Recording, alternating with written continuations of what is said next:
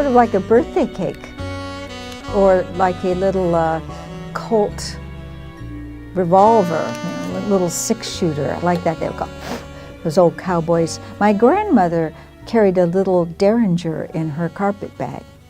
So that's the kind of grandmother I had. We're going to talk about lighting today. You will never, never, in any film noir, even the edgy ones, even the most innovative ones, you will never see a woman light her cigarette with a barbecue lighter. It's like necessity is the mother of invention. So this is what I think happened in 1940. In 1940, not everybody could afford color, right? So if you couldn't afford color, you did black and white. Some people, if they had a good cinematographer, would try to come up with some lively, impacting, interesting visual effects in black and white. Nicholas Mazuraka was the lighting designer, cinematographer for a 1940s movie called The Stranger on the Third Floor. Not the greatest film noir, although it has some very interesting little odd aspects to it, but possibly the first film noir, despite its ridiculously, insanely happy ending. But this is the premise of it. There is a man. He's not going to go on to have a big career, but he'll be a good working actor. You know, he'll have some kind of career. His name is John McGuire. Plays a character, lives in this rooming house. And he testified in court and put a man in prison who then gets the death sentence. And he realizes that it was his testimony that will send this man to the chair. And it begins to haunt his conscience. And he begins to have nightmarish feelings that this man might be innocent and he might have killed an innocent man. After a while, he notices a strange, very creepy European man, not one of the stylish, attractive European men, another kind. And this character is played by Peter Lorre. Okay, picture Peter Lorre. He's going to become very famous in The Maltese Falcon. And he begins to sense that this man is perhaps deranged. So, noir lighting, right? At the beginning of the movie, and it's time, I think it's finally time, we have to talk about something. I've been putting this off. Cannot put this off any longer.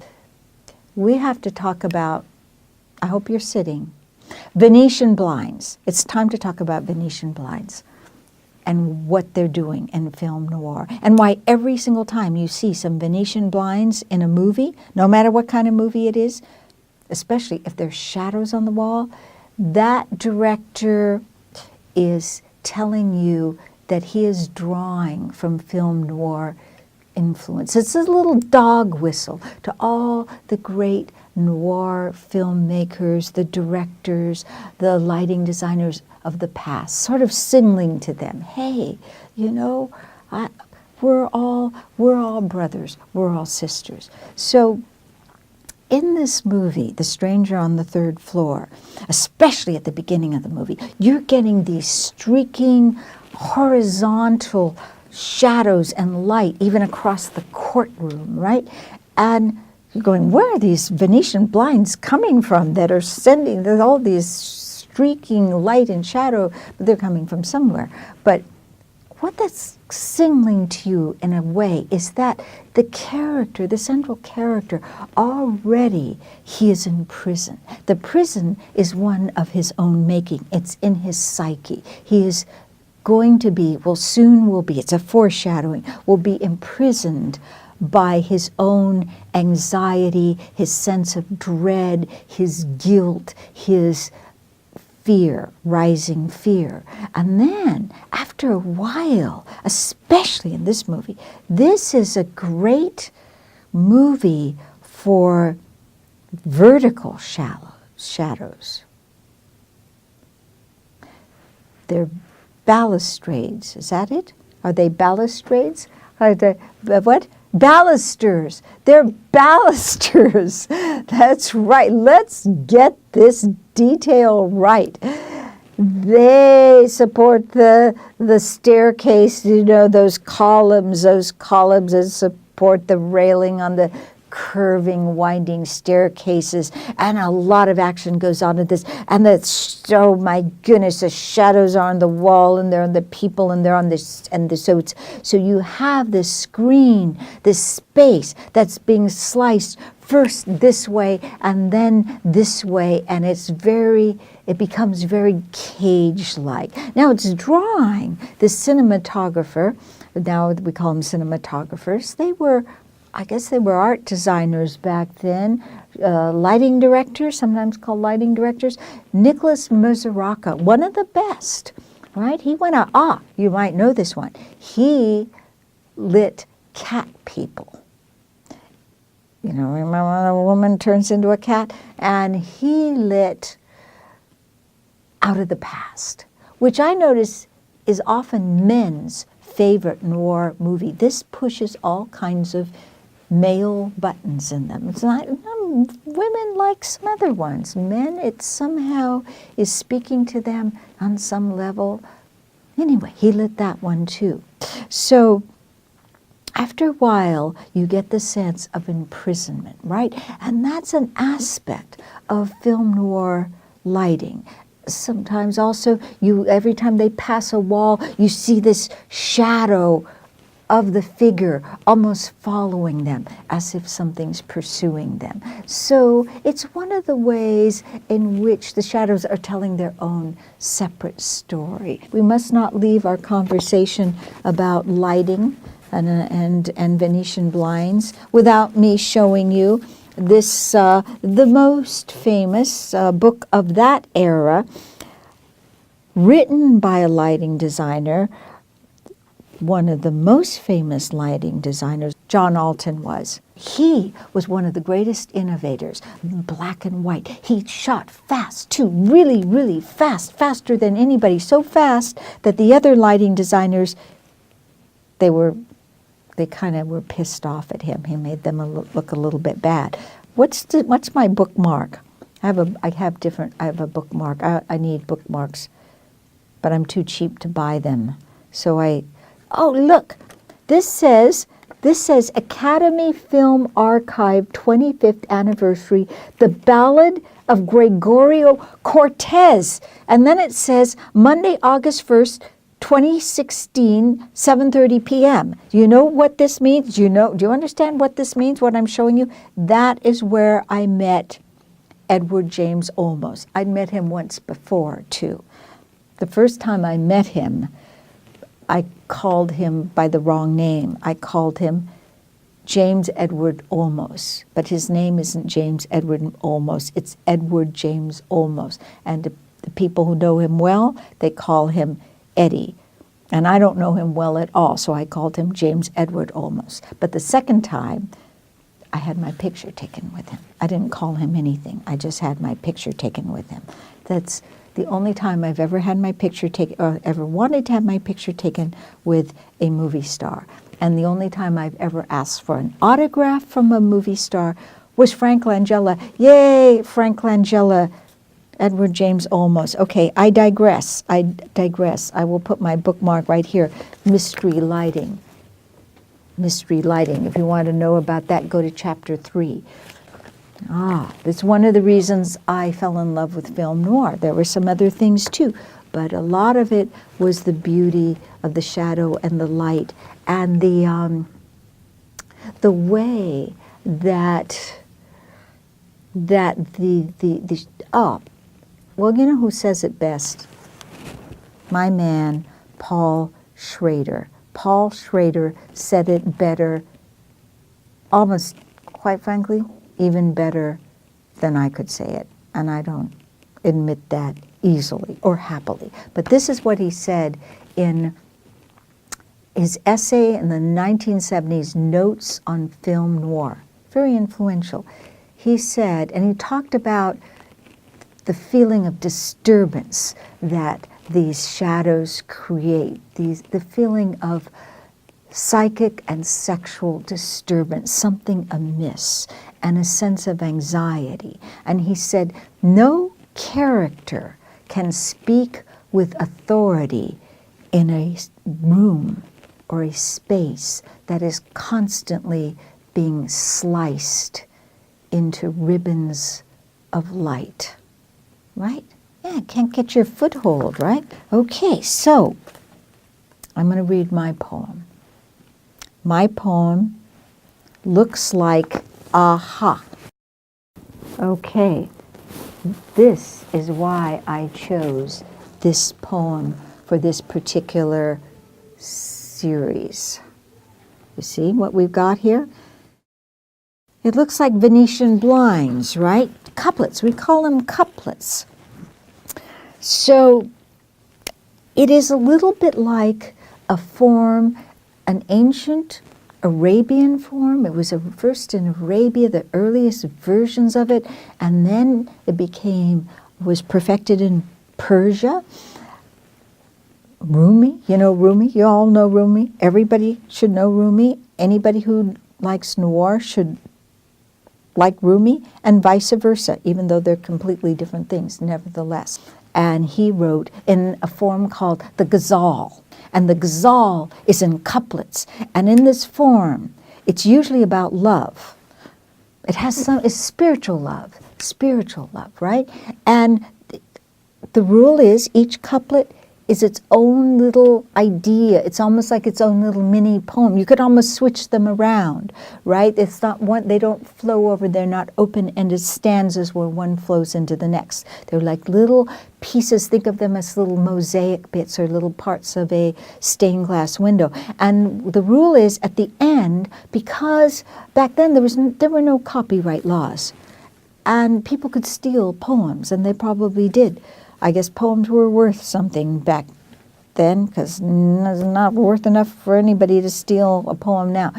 But at the very last couplet, the writer of the couplet must put in their own name. So in Rumi, he always says something. He says something, he suddenly turns around and talks to himself, right? Now, I must have something else to tell you about this poem.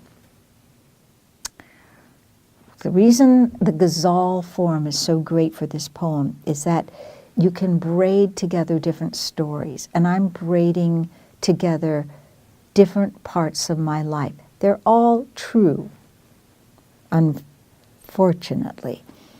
One area of memory comes from when I was growing up in the Sierra Nevada mountains off of Highway 40. It's now called Donner Pass Highway.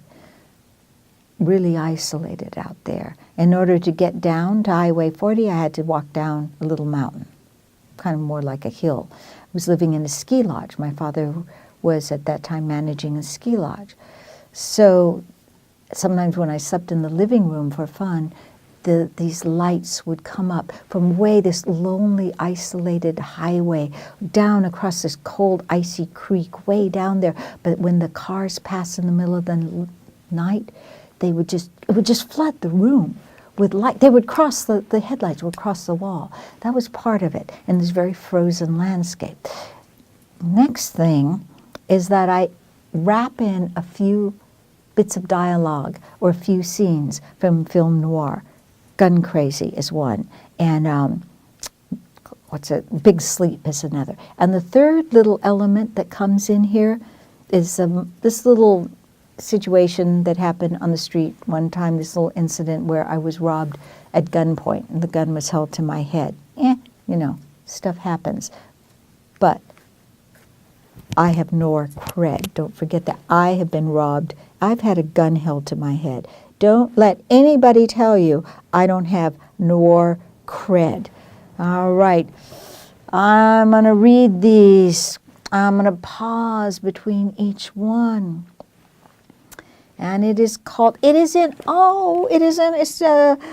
actually edited, this magazine, by the editor is also an aficionado of film noir and has written some beautiful poems noir himself, David Lazar. And the book is called, it's not a book, It's a literary magazine. It's called Hotel America. Venetian blinds, gazelle like noir. Don't let anybody tell you it's gazelle. It's gazelle like noir. Shadow, light, what part of me is cut off from the other part? The silence of 2 a.m.'s not talking, I may have to get tough. When he touched it to my head, it seemed somehow like a toy. Later, the cop said, yeah, people think that. Then they're dead. Age 9, I watch the lamps of lonely cars on Highway 40 throw their flinty hunger on my wall. And what came of that? This. Humphrey Bogart to the mobster pushing through the door. My, so many guns around town and so few brains.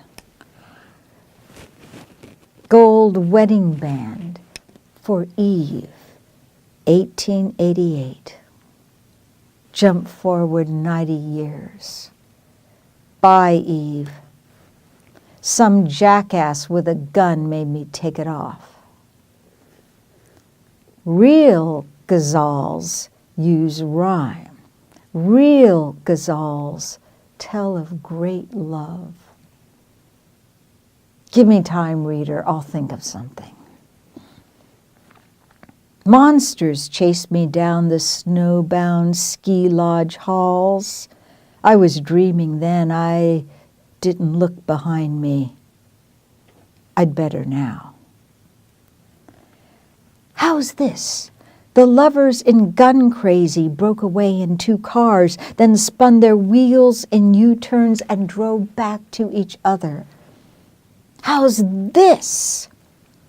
He was close, coming fast. It was way too late. I stood and waited for him as for a late arriving date. What wrong turn? What dead end? What did I lose on the way? Was there ever a way? The silence of 3 a.m.'s not talking either. Trigger, barrel, little chamber. And inside the bee-shaped bullet humming like one of my thoughts that wanted to come home. This poem won't rhyme. It just steals licorice or salt of the now, dry ice of then, chiaro and scuro, white flame and black ash. Plot point. Woman wakes, sees headlights sweep the wall. She'll love this then, the one cold, clean thing that can't lie.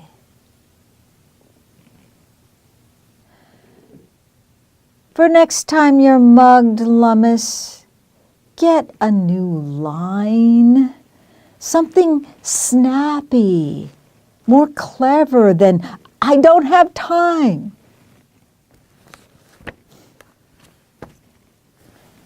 That's what I said. That's what I said when I was assaulted on the street. Not that time with the gun. Another time I was assaulted on the street. That's what came out of my mouth. I don't have time for this. So I got to come up with something more clever than that. Now, I think it's time to say goodbye because I got nothing left, right? I'm spent. I am used up. So, good night, ladies. Good night, gentlemen. Watch your back. Look both ways. And remember, never let anybody treat you like you're two for a dime.